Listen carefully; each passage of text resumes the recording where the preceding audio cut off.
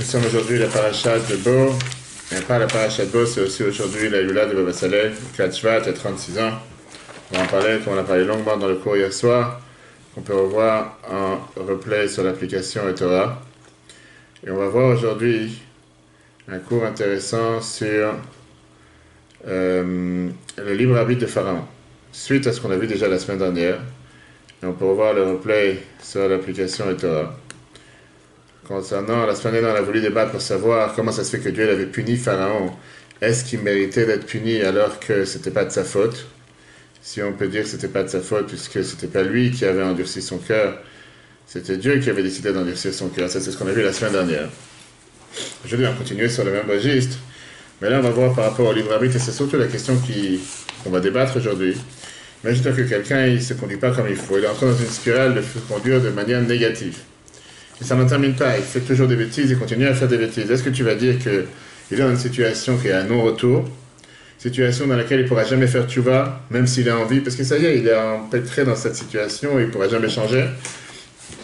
Et donc la question qui dérange, c'est est-ce que ça vaut la peine de punir une personne pareille? De toute façon, il est incontrôlable. Il est dans sa spirale, il a commencé avec une petite bêtise, il fait une grande bêtise, il ne changera pas, il est comme ça. Qu'est-ce que tu vas gagner de punir? Parce que par le punissant, qui va changer quoi que ce soit. Et la réponse est dans la paracha de cette semaine. On va voir avec les trois dernières plaies, la plaie des sauterelles, la plaie des ténèbres et la plaie de la mort de premier-né. Jusqu'à ce qu'on va voir comment finalement Pharaon il accepte, après la mort de premier-né, il fait partie du peuple juif. Hier soir, on a parlé longuement, pour revoir le cours sur l'application eTorah dans l'après-midi, on a parlé longuement sur la paracha de Bo, s'enfuir de soi-même.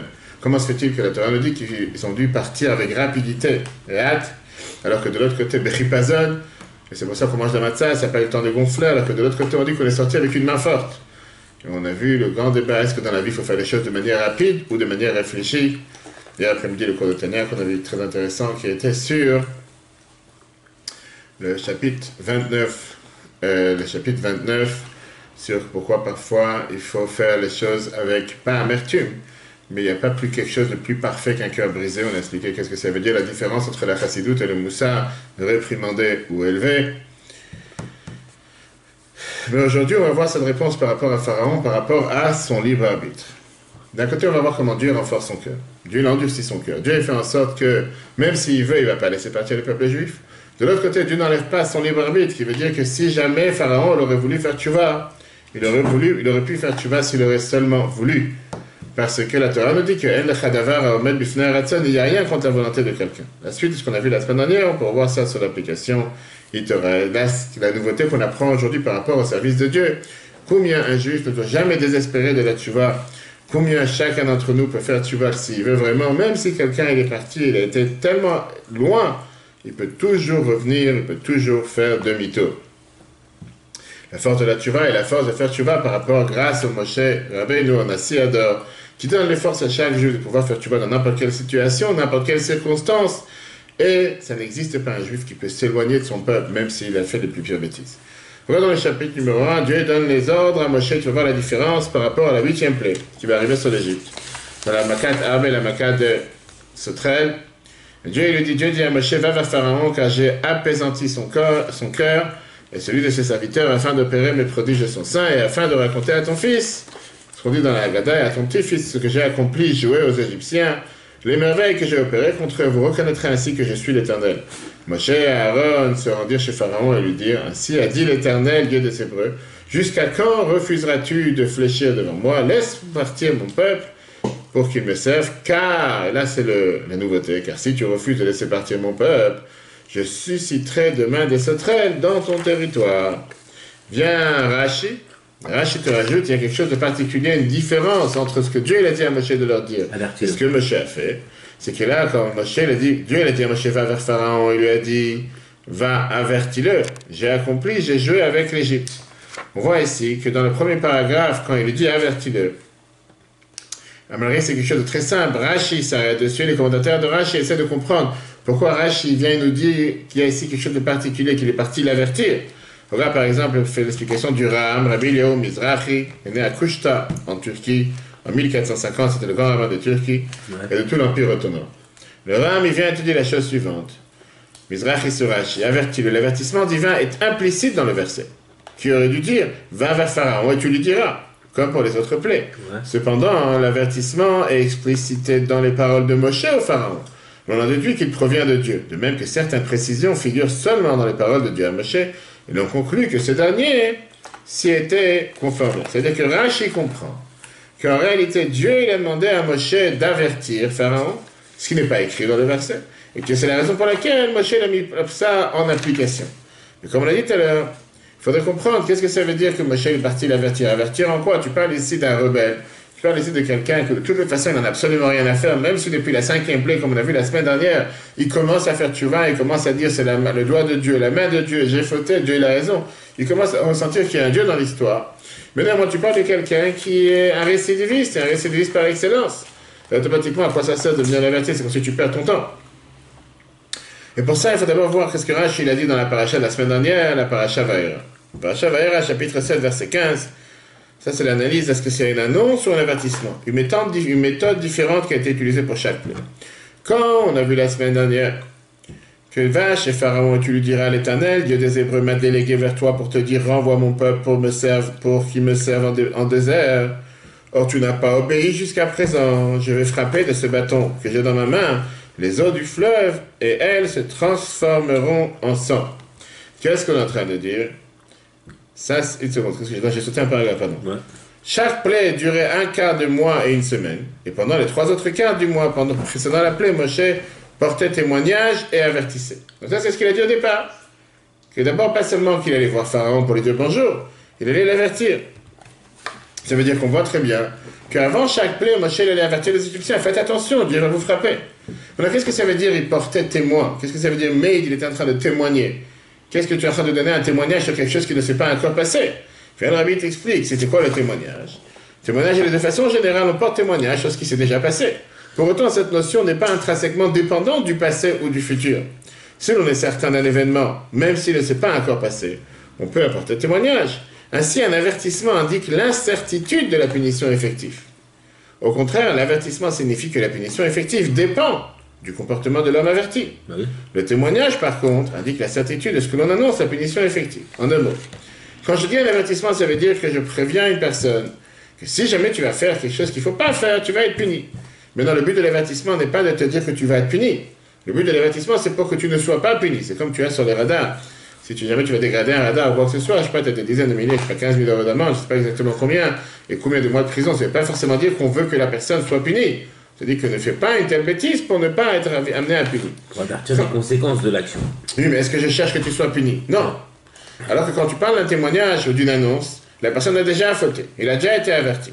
Seulement, on lui fait savoir officiellement la punition qu'il va avoir. C'est comme si je dis quelqu'un qui ne se comporte pas comme il faut face à un policier ou face à un commandant, qui que ce soit. D'abord, on le prévient qu'il doit arrêter son comportement. Parce que s'il ne va pas arrêter son comportement, il va risquer d'être puni. La deuxième étape, c'est qu'on lui fait savoir que puisque tu n'as pas arrêté le comportement que tu n'aurais pas dû avoir, ou que tu aurais dû comprendre de toi-même, c'est pour ça qu'on te punit. Donc la première étape, c'est quoi? La punition, c'est pas une punition, c'est un avertissement. Ouais. Qu'on ne veut pas que tu sois puni, mais je t'avertis pour ne pas être puni, donc arrête de faire des bêtises pour ne pas être puni. La deuxième étape, c'est que la punition est déjà passée. Et là, il n'y a pas besoin de parler que je vais annuler la punition, puisque la punition, elle est déjà présente. D'accord? En 2 mots, tu ne peux pas venir dire à un policier comme quoi, désolé, je n'ai pas pensé, je n'ai pas réfléchi avant mes actions. Parce qu'un policier va venir te dire, la prochaine fois, tu réfléchiras. L'amende, elle reste, la prochaine fois, tu réfléchiras. Et donc, ça, c'est la question ici. Dieu vient prévenir Pharaon. Et il vient l'avertir en lui disant que si jamais tu ne renvoies pas le peuple juif, tu vas être puni. Est-ce que c'est un avertissement où il lui fait savoir, de toutes les façons, tu es un récidiviste, de toutes les façons, tu n'arrêtes pas de faire des bêtises, de toutes les façons, ça fait déjà 7 plaies, qu'à chaque fois quand tu en demandes de faire sortir le peuple, tu ne fais pas sortir, tu recommences les mêmes bêtises. Donc est-ce que ça vaut la peine de venir l'avertir? Avertir de quoi? C'est comme si c'est un récidive. Ça fait 7 fois que je te dis la même chose, ça fait 7 fois que tu refais la même bêtise. Que je vais t'avertir encore une fois. Je t'avertis la première fois, après 7 fois, je te laisse tomber. Tu sais très bien la punition que tu vas recevoir. Tu t'amuses avec le feu, tu seras puni, tu n'as qu'à pas t'amuser avec le feu. Et c'est pour ça qu'on va voir la différence qu'il y a entre les punitions précédentes. Quand Dieu il avertit Pharaon avant la plaie, parfois on voit que l'intention elle était seulement de l'avertir, parfois de lui faire savoir la punition. Par exemple, on vient de voir que dans la plaie de sang, la première plaie, la Torah elle voit clairement qu'on lui fait savoir la punition qu'il va avoir. Par contre, dans la plaie des grenouilles, on voit que là-bas on ne te dit pas que c'est un avertissement, qu'on lui fait savoir la punition. On dit que c'est seulement un avertissement. Regarde dans la différence, tu vas voir. Annonce un avertissement et mettant différentes pour chaque plaie. Va chez Pharaon et tu lui diras, l'Éternel Dieu des Hébreux m'a délégué vers toi pour te dire, renvoie mon peuple pour qu'il me serve au désert. Et tu n'as pas obéi jusqu'à présent. Donc, deux mots, je t'avais déjà averti dans le passé. Maintenant, je vais frapper de ces bâtons, ce que j'ai dans ma main, les eaux de fleuve, et se transformeront en sang. Quand tu parles d'envahir, hein, pour les grenouilles, c'est différent. Va vers Pharaon et dis-lui, ainsi a dit l'Éternel, renvoie mon peuple, qu'il puisse me servir, et si tu refuses de le renvoyer, là, c'est un avertissement. Hein. Je m'apprête à infester des grenouilles dans ton territoire. Qu'est-ce qu'on voit ici? Quand on parle maintenant de la plaie des sauterelles, il y a un débat, quelque chose qui est difficile à comprendre. Parce que dans la phrase que Moshe dit à Pharaon, si tu refuses de renvoyer mon peuple, à ce moment-là, je vais amener les sauterelles, ça veut dire qu'on parle d'un avertissement, qui est conditionnel face au refus de Pharaon de renvoyer le peuple juif. Mais puisque le verset commence en disant « J'ai endurci son cœur pour le frapper », ça veut dire que là, on décide qu'il n'y a plus le choix. Mais il ne peut même pas refuser s'il veut refuser. C'est la question qu'on demande. Et donc, à quoi ça sert de l'avertir? Tu avertis quelqu'un quand il a le choix dans le libre arbitre, et il peut choisir, il ne peut pas choisir. Dieu dit, j'ai endurci son cœur, parce que j'ai envie de me moquer de lui, parce que j'ai envie de le frapper, et va l'avertir. Quoi ça sert de l'avertir? C'est toute façon, c'est la perte de temps. Donc, ça serait une annonce. Et donc, c'est pour ça qu'apparemment, dans ce verset, ça a l'air plutôt de dire que ce n'est pas un avertissement, mais c'est une annonce. Vient Rashi et te dit non, fais pas cette erreur de penser que c'est une annonce, c'est pas un avertissement. Ici aussi, on parle d'un avertissement pour qu'il change ses actions, malgré que j'ai endurci son cœur. Et c'est où on va en arriver. Regarde dans le texte. Tu as toujours la possibilité. Ça veut dire que malgré qu'il a endurci son cœur, ça n'existe pas quelqu'un qui ne peut pas faire tchouva, qui ne peut pas regretter. Si Pharaon peut le faire, il faut faire attention chacun d'entre nous. Pourquoi Rashi précise que concernant la plaie des sauterelles, Moshe n'a pas porté témoignage à Pharaon comme on aurait dû le déduire du verset, mais il a plutôt mis en garde, ainsi qu'il est écrit, car si tu refuses de laisser partir mon peuple à présent, je susciterai demain les sauterelles. Quelle est la preuve et quelle est l'obligation de Rashi pour te dire qu'on parle ici d'un avertissement, et pas de faire savoir une punition, parce qu'on a beaucoup d'autres difficultés dans le verset. Regarde dans le chiffre 4. Les questions sur le verset évoquent la 8e plaie. Évoquant la 8e plaie. Numéro 1. Pourquoi Dieu a sorti-il l'injonction « Va chez Pharaon » d'une explication « Car j'ai endurci son cœur ». Contrairement aux autres plaies, où Dieu ne donna aucune raison à Moshe pour son injonction. Pas besoin d'expliquer, c'est comme ça, j'ai décidé d'endurcir son cœur. Ou bien j'ai décidé, va le voir et va lui dire telle et telle chose. Deuxièmement, comment le fait d'avoir endurci le cœur de Pharaon explique l'injonction d'aller le voir? Au contraire, cela semble être une raison à ne pas aller le voir, car l'avertissement ne servirait à rien. Quel est le but que Dieu vient faire savoir à Moshe en disant j'ai endurci son cœur et va l'avertir? Donc tu te moques de lui. Qu'est-ce que tu l'as endurci son cœur, va pas là. Quand en règle générale, tu avertis quelqu'un et tu lui dis, il ne va pas faire telle et telle chose, sinon tu vas être puni. Ou bien, tu cherches plusieurs choses. Ou bien tu cherches à ce que la personne ne fasse pas de faute, l'empêcher de ne pas être puni. Ou bien tu lui donnes le choix. Tu sais la punition que tu vas prendre. En cas où, tu as le choix maintenant. Ou tu fais attention à ce que je te dis. Tu fais pas attention, tu vas être puni. Alors que là, Dieu savait depuis le départ et dit à Moshe qu'il ne va pas écouter, qu'il va recevoir la punition. Parce que j'ai envie de lui montrer comme quoi moi j'ai fait des miracles. Deuxièmement, moi j'ai endurci son cœur. Et donc il n'y a pas le choix dans la main de Pharaon que de ne pas écouter pour recevoir la punition. Donc si c'est comme ça, à quoi ça sert de venir et de lui donner un avertissement? Si jamais Dieu serait venu voir Moshe en lui disant que moi j'ai endurci son cœur, fais-lui savoir telle et telle chose qu'il va avoir, telle et telle punition. Je peux comprendre que je ne t'ai pas demandé ton raison maintenant, je ne t'ai pas demandé ta réponse. J'ai absolument rien à faire de ce que tu en penses et ce que tu dis. De toute façon, tu vas être puni. Mais quel est le but de venir voir quelqu'un qui n'est incontrôlable, qui ne peut pas contrôler soi-même, de venir l'avertir que si jamais il ne va pas arrêter ses actions, il va être puni? C'est de toutes les façons, c'est sûr qu'il ne va pas arrêter, puisqu'il ne peut pas arrêter. Il n'est pas contrôlable. C'est quelqu'un qui donne la possibilité de pouvoir un petit peu encore changer. Tu lui donnes peut-être la possibilité, ça c'est ce qu'on avait au départ, c'est ce que je dis la préface et la fin, mais au moment précis où on en tient, c'est que Dieu il vient et te donne ça comme argument à Moshe, en lui disant, va parler à Pharaon parce que j'ai endurci son cœur. En deux mots, tu diras l'inverse. Si j'ai endurci son cœur, il n'y a pas de raison d'aller lui parler. Perds pas ton temps à aller le voir. Pourquoi? Parce que Dieu, il a dit à Moshe, va parler à Pharaon, Moshe va l'écouter. Mais là, Dieu donne une raison à Moshe, pourquoi aller lui parler, qui apparemment, cette raison devrait faire le contraire et devrait nous faire réagir. Pourquoi ne pas aller le voir? Va le voir, parce que j'ai endurci son cœur, et dis-lui. J'ai endurci son cœur, il n'y a pas besoin d'aller le voir. Donc, je perds mon temps. Ça ne sert à rien d'aller le voir pour aller le voir. On a vu ici les 4. On a lu les 4 ou pas? Oui, les 4 on a vu. Très bien. Et à cause de toutes ces questions, vient Rashi te dit, il faut que tu saches qu'on ne parle pas ici de faire savoir la punition, mais on parle d'un avertissement. Regarde ici comme Rabbi t'explique. Rashi répond à cette question précédente qu'il s'agit d'une mise en garde. La seule plaie pour laquelle Dieu donne l'injonction à Moshe de mettre en garde Pharaon, après lui avoir endurci le cœur, fut celle des sauterelles, c'est celle-là la 8e.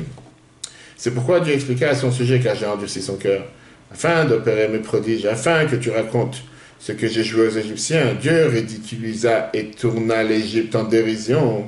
D'une part, il endurcit leur cœur et leur ôta, pour ainsi dire, le libre arbitre.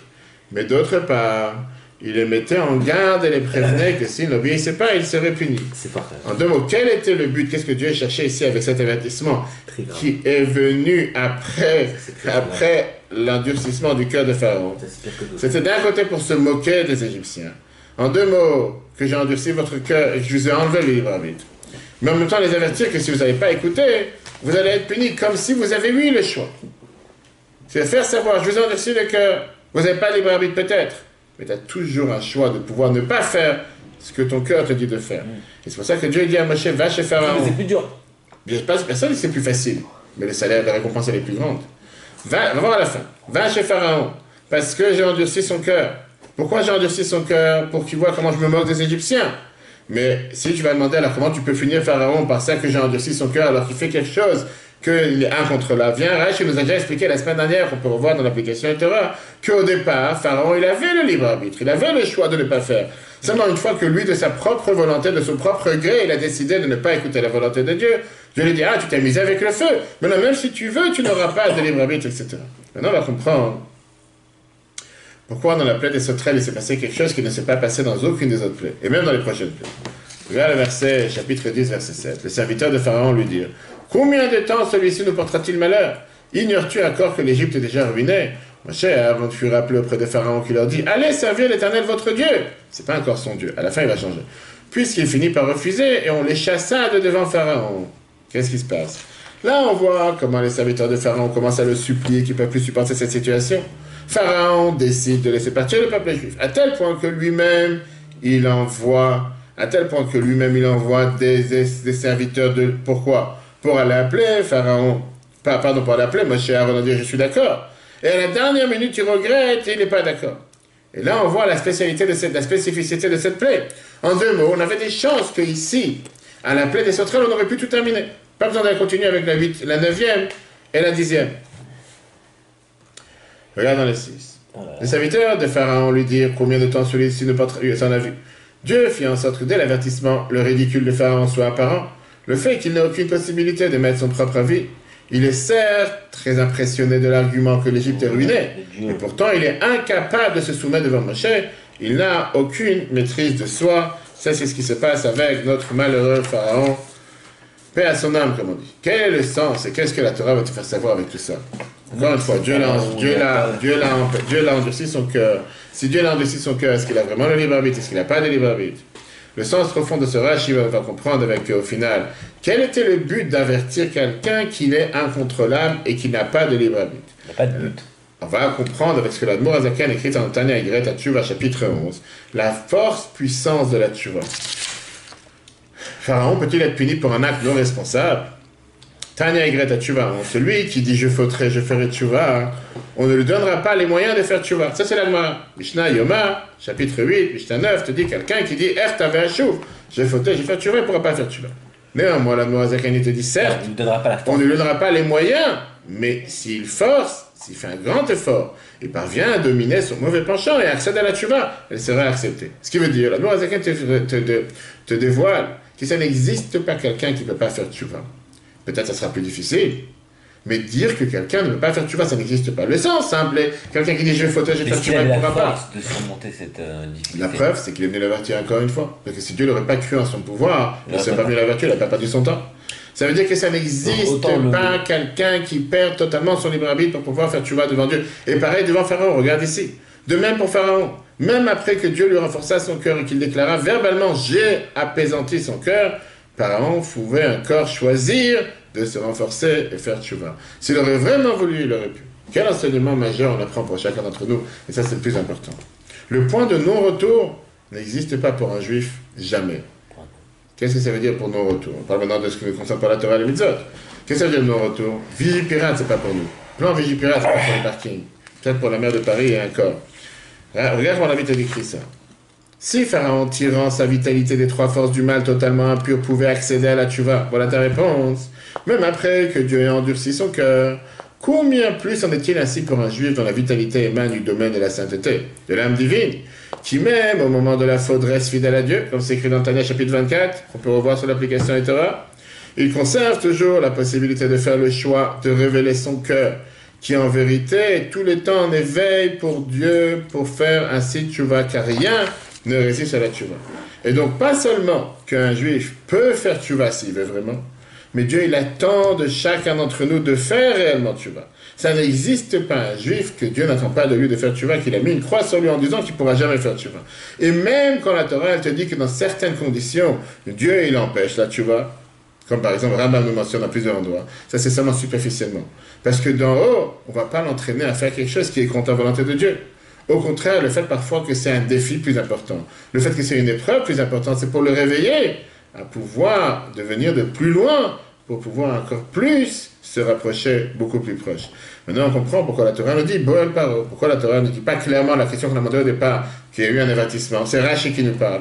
Parce qu'au départ, c'est vrai que quand tu parles du fait que Dieu a endurci son cœur, ça a empêché la tchouva. Viens, Rashi te fait savoir ce qu'on appelle le sens profond du verset en te disant il a averti.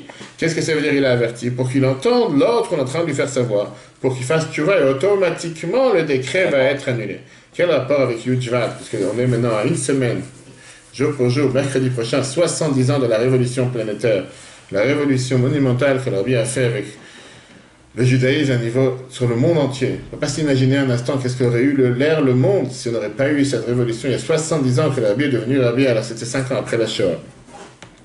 Rabbi t'apprend de ça un point majeur, qui est que malgré que dans les phrases que Dieu il a dit à Moshe, il lui a pas dit d'avertir Pharaon.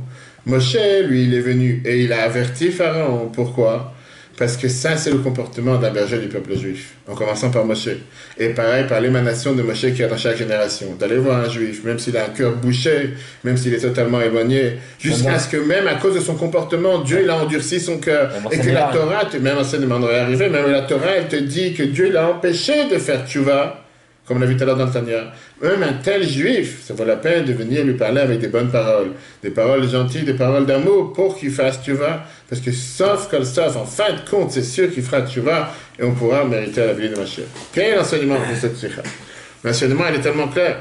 D'abord, la force de la tchouva. Ça n'existe pas un juif qui ne peut pas faire tchouva. Ça n'existe pas un juif que tu dois repousser. Chaque juif peut revenir. Et ça, si on peut dire, c'est la base fondamentale de la Chassidut Chabad en général. Comme c'est expliqué dans le Tania chapitre 32, et comme c'est expliqué dans le Mahamar de Batil Egani que Rabbi a mentionné Yudjvat chaque année, cette année on apprend le 10e chapitre. Et dans le premier discours de Batil Egani que Rabbi a mentionné en 1951, Rabbi raconte une histoire de chaque Rabbi comme quoi la Havat Israël, l'amour du prochain que chacun des rabbis avait, comme la fameuse histoire de Rabbi Marash qui a voyagé à Paris, particulièrement pour aller sauver un juif qui n'était pas dans une bonne situation, qui buvait du vin non kasher. Et l'enseignement est très clair, la force que le Moshe de la génération est là pour dévoiler le bien qu'il y a dans chaque juif, dans n'importe quelle situation, comme on a vu concrètement de nos jours, avec le Rabbi et l'enseignement que le Rabbi attend pour chacun d'entre nous. Regarde la phrase, comme on l'a vu, il détaille ça dans le discours original. Parfois, tu as des situations dans lesquelles quelqu'un il a un cœur bouché, un cœur qui est bouché comme une pierre, il n'a aucune vitalité dans son service de Dieu, il ne ressent pas de vitalité dans la prière, jusqu'à ce que même son cerveau il est bouché.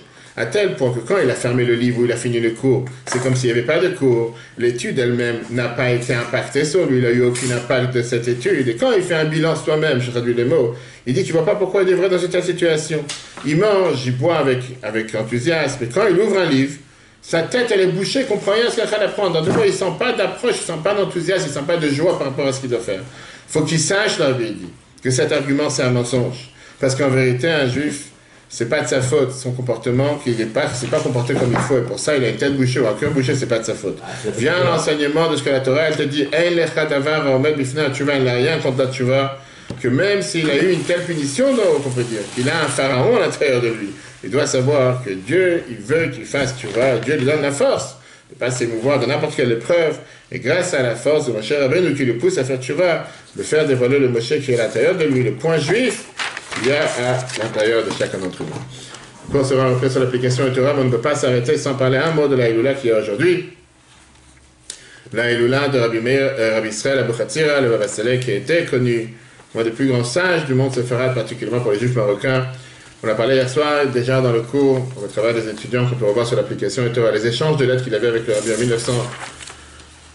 en 1952. C'était connu que c'était quelqu'un qui avait une énorme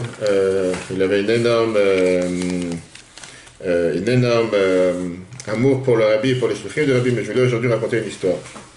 Une histoire qui s'est passée en 1980 avec Baba Saleh, son gendre, je ne sais pas si tu connais le Rav Makhlouf Crespin, si tu veux, un Marocain qui s'est marié avec sa petite fille. Ouais. Il s'est rapproché à Chabad.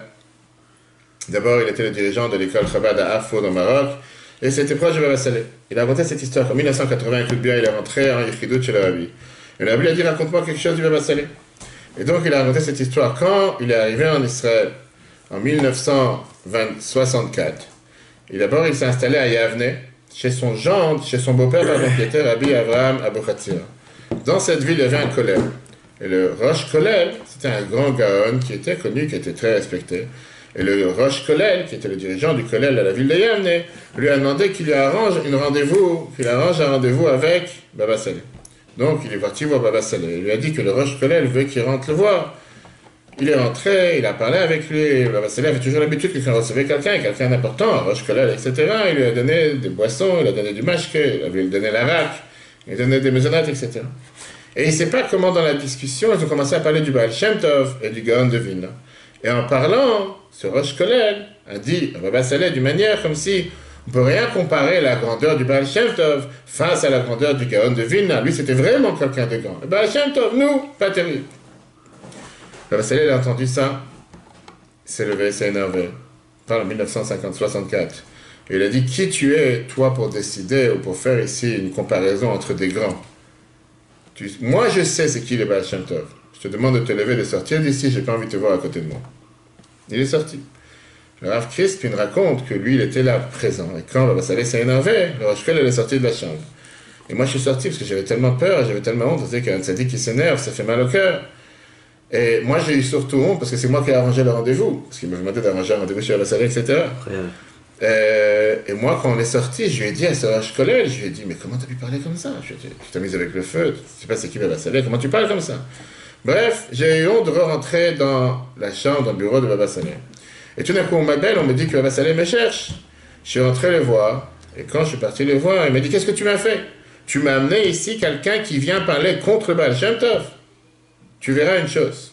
Si demain, ce kollel continue à exister à Yavne, moi, je ne suis pas Baba Saleh. Je suis sorti, j'ai raconté ça à Rabbi Avraham Abouchatzir. Et il a commencé à pleurer. Il m'a dit, qu'est-ce qu'on va faire sans le kollel? Je lui ai dit, le Baba Saleh, c'est ce qu'il fait.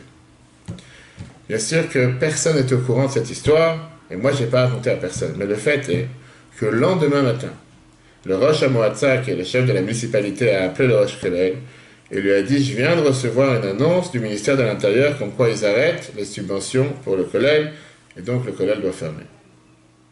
Le jour au lendemain. Après ça, Baba Saleh a appelé son gendre Rabbi Avraham Abouchatzir et il lui a dit de prendre ses bagages et il lui a dit, je te demande de déménager et de partir habiter après à Ashkelon. Ça, c'est l'histoire que Makhlouf Crispin raconte au Rabbi en Yichidut en 1980. Pendant qu'il raconte l'histoire, le Rabbi était en train d'écouter. À la fin, le Rabbi a dit, c'était vraiment comme ça. Tu as des histoires pareilles, tu les gardes pour toi. Adkan. Il y a beaucoup d'autres histoires, c'est connu beaucoup d'histoires, comme quoi à chaque fois que le Rabbi sortait avec une campagne, que ce soit la campagne pour allumer les bougies de Shabbat, qui est très connue, que ce soit la campagne des Tfilin, le Rabbi Saleh était un des premiers à sortir avec un écrit et une lettre en demandant à tout le monde de s'associer, de participer à tout ce qui était les actions du Rabbi, que ce soit la mission des Tfilin, en demandant de faire en sorte que tout le monde puisse mettre les Tfilin. C'est connu la fameuse histoire quand il a voulu, quand le Rabbi a commencé à, quand le Rabbi est sorti avec la campagne de l'allumage des bougies de Shabbat, et qu'il y avait un certain arabe en Israël qui a dit que les filles ne doivent pas allumer, c'est pas chez les Sfaradim, Baba Saleh a répondu comment une mouche peut se comparer à un aigle aux ailes déployées. En parlant du Rabbi par rapport à ce rave. Ils se sont déjà rencontrés? Ils ne sont pas rencontrés, non. Mais ils ont eu plusieurs échanges en écrit. Et pareil, c'est connu, comme on l'a dit une fois sur le Rabbi Israël Abouchatzir, c'est un Baal Shem Skeri, c'est un juif qui fait des miracles.